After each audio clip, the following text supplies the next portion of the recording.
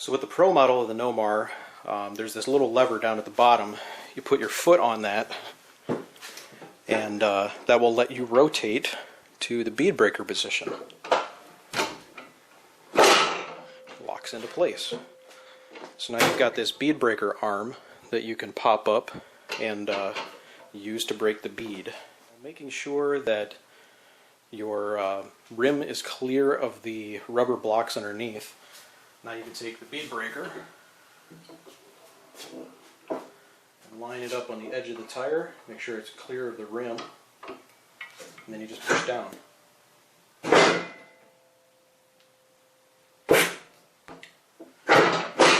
actually a lever back here too that keeps the tool from going up as far. So you just rotate around. And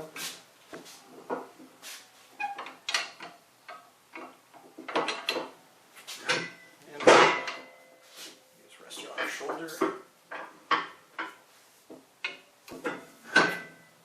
What I'm going to show you is when you set up these blocks, grab the light. When you set up the blocks, you want them to be set to the 19 to 16, except for the one with the lever.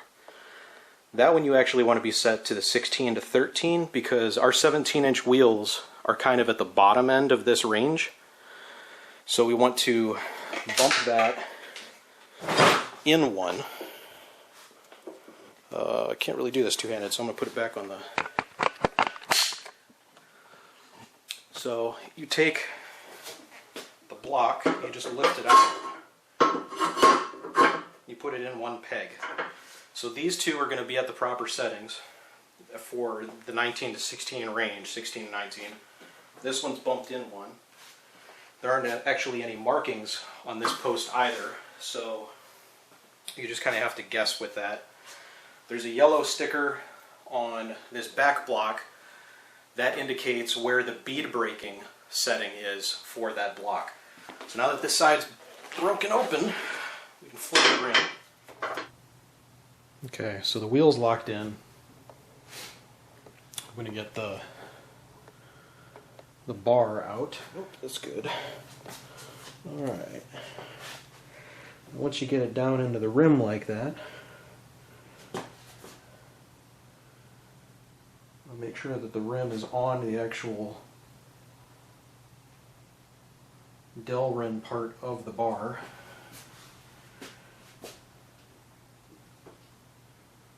Okay, that's up. I'm going to pull the tip out until the very tip is hooked on. Now, let that rest on my arm. Okay, drop this down. Now the easy part, just walk it around and it peels the tire right off. Voila! Doesn't get much easier than that.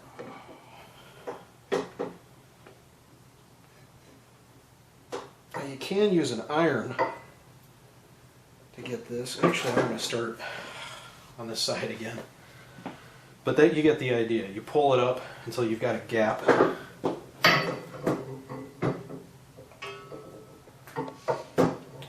Twist.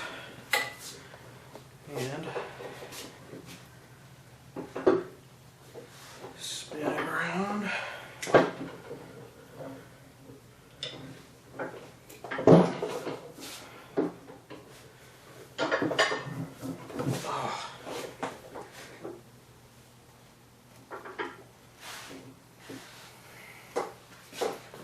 Oh, and one step before you do this, this is actually a tire that I put on backwards, so I'm redoing this change.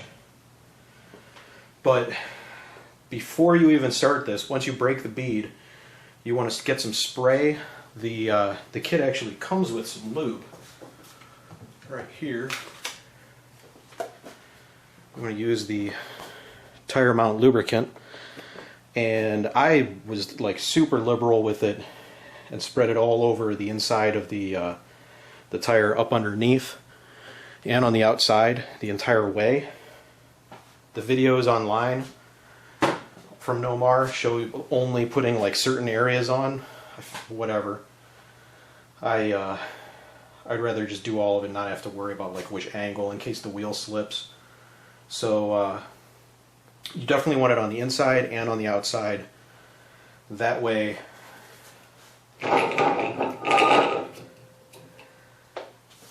flip this around. That way when you're sliding the bar up against the tire, you've actually got some lubricant to slip. If you don't have any lubricant on there, man, it's just going to bind up and it's not going to be a very fun process. So now that the wheel is flipped around, make sure that this is good and tight. You just push to get the wheel, the tire on. And this is what I was talking about. On all tires, assuming they're directional, like pretty much every Ducati has an arrow on both sprocket. See the little arrow right there? It's right there. And it's pointing this way. So counterclockwise. And then the tire, you really have to look for it on these Rosso 2s. So there it is.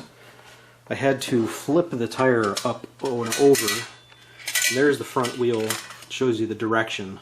On this one it's going to the right. So you want to look at your rotor and make sure that it is going clockwise as well. And now it is. So I'm going to flip this back over and finish installing the tire. So in order to get the wheel on, now that we've got it going the right direction, you cannot use the bar to put the wheel on, or the tire on the rim.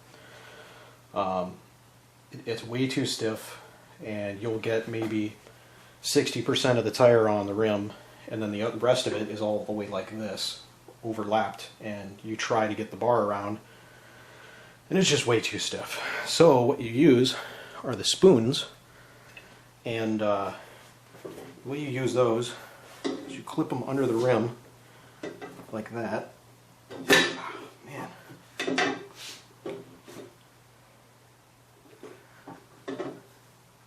Put them under the rim, and you flip them over.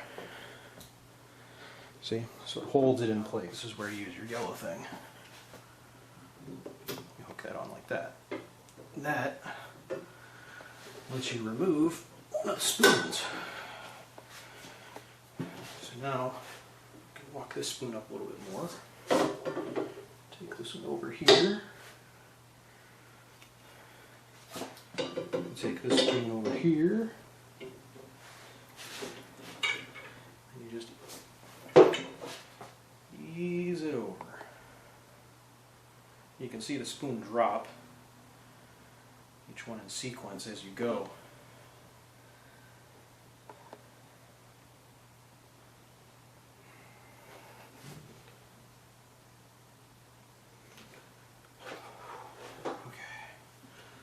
Take this one off, tuck it under here, because we want to do a short walk. Actually, I'm going to move this in and do an even shorter walk. And because we lubed up the tire previously, it smoothly slides along these spoons. So now we've just got this one left. You just slowly walk it down, and there you go. You got it. Voila! Tire's on the rim. Now with that completed, just unlock the rim from the tire changer, set it on the ground. Now, with it on the ground, you just want to walk the tire around and push on it to get it to seat out.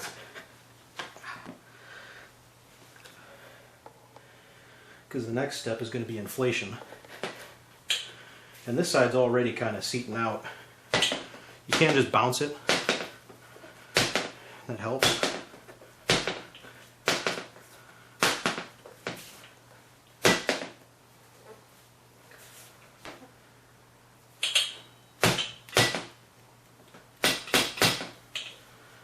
That's probably good enough. We'll see. All right. So we got our tire stem right up here. Now to get the tire on the rim, keep in mind you're not supposed to inflate these beyond about 40 psi. So hook it on there.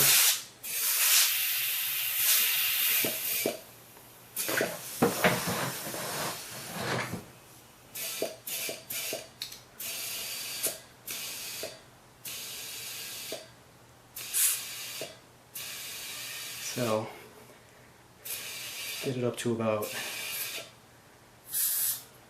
35, and what you'll notice is that it gradually pops itself onto the rim.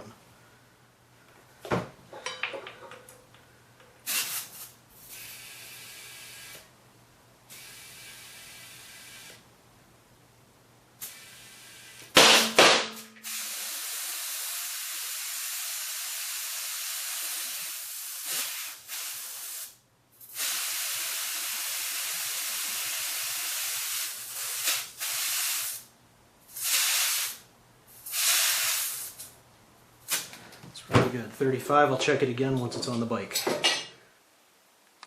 When you're doing the rear wheel, it's kind of a pain in the ass because there's no drop center whatsoever. Well, I mean, tiny bit. Drop center is basically the inner part of the wheel where the spokes touch is usually humped up a little bit to give you a little extra room down in the bead or down in the wheel to get your nip of, say, like a tire iron or something underneath the lip of the tire to peel it back. So what I figured out was using a pair of the extra hands on the yellow thing, you can get the bead pushed down enough that you can work your way in there. Let me get the light on it. You can work your way down in there and get the tip underneath the tire. And that'll let you do almost a full 360 spin around. Otherwise, man, this wheel's a bit of a bear compared to the front wheel for getting that that bar tip under there. So, just an FYI, I'm going to do this wheel real quick. Put the camera back in the tripod and show you. All right, that should give you a zoomed in spot. Hopefully, my arm won't be in the way. You have to push it way down. Get down in there deep, use your hand a little bit to pull it away, and then you can twist. Can you see that? No, of course you can't. So, light up. It's way down in there. So, that's how far you have to go. Bring the bar up and over.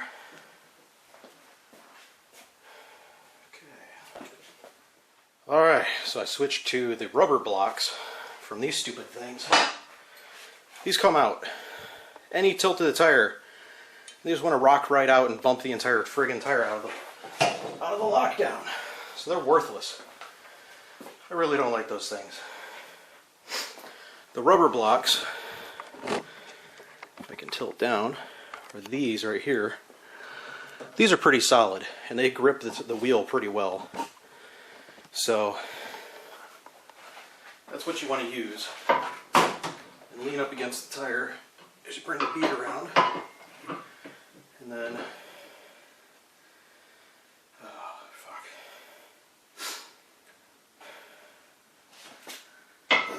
most of the way. Probably good enough. You can do the rest of it with your hand. Oh man. If you don't have good strength, this is not something you want to do yourself. It's a lot of work. Oh, holy shit. This thing is obnoxious, man. Let me get this light up here. Okay, so see down there, that's where I finally got through. Took a little screwdriver to add space. And what I ended up doing was using a frickin' bicycle tire iron, because there's basically no drop center whatsoever on these friggin' wheels. Look at that. So you kind of have to do your best to get it on the side over there. This would be a lot easier with like 4 hands. But what I did is I took the tire iron. I think I started prying on this side first. Got the tire up and then went like that and just wedged and wedged and wedged and wedged. And finally with the 2 spacers, I was able to get under it. But holy crap, is that exhausting. And I now understand why tire chain shops have such a hard time with this rear wheel, having to do it myself. Damn. So hopefully it goes back on easy enough. But getting this sucker off is not something you're going to do on the side of the road. You really want to have a trained professional do this unless you've got some kind of mechanical knowledge and the body strength to move that tire around, because holy crap is it stiff. So I'll put this back on the tripod and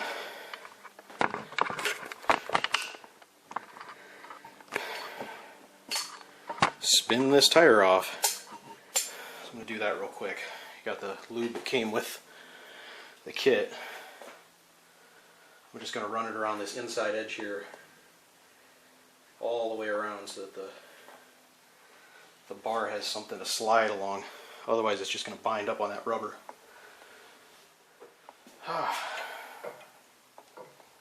Alright.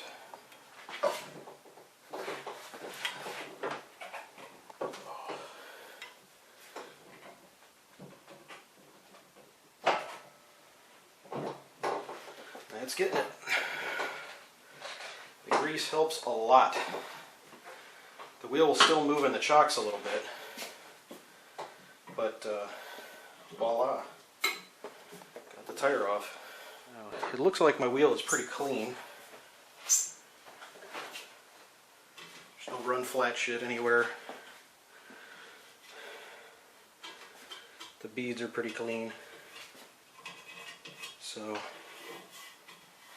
just feel around for any inconsistencies.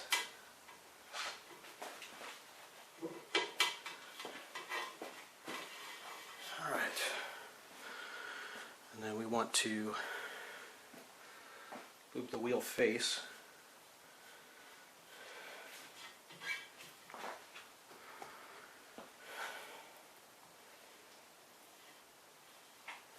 Because this is what we're going to be slipping across when we put the new wheel on. I'm going to lube the lip.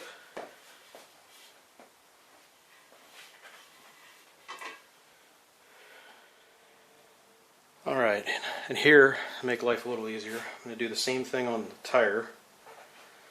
Put a little grease on the lip where it's going to be getting pushed over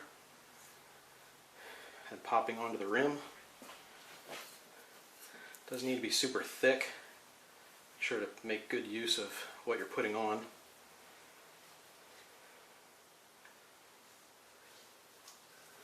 I just use my hands so I can actually feel what I'm doing. And then the bar, as it puts this thing on, is going to be going on the underside. So you want to put a little bit in there too.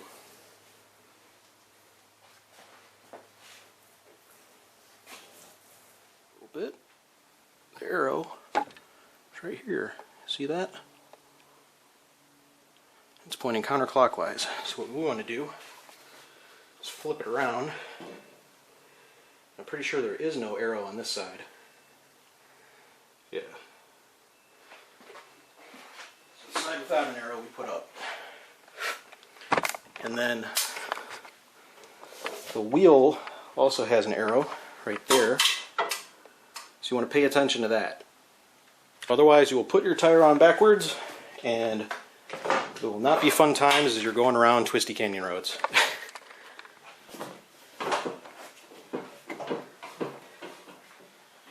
With the front wheel, I was able to do this just by pushing. Drop center.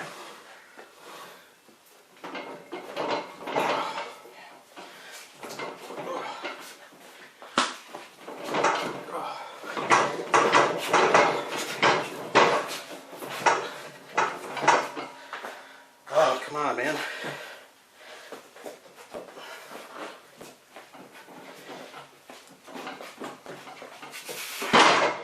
Oh, here we go. Whew. Alright, so just like the front wheel, this is what I'm having to do. Rear wheel's a bit more of a bitch, especially once it's lubed up. I'm using the extra hands to gradually work the bead around the tire.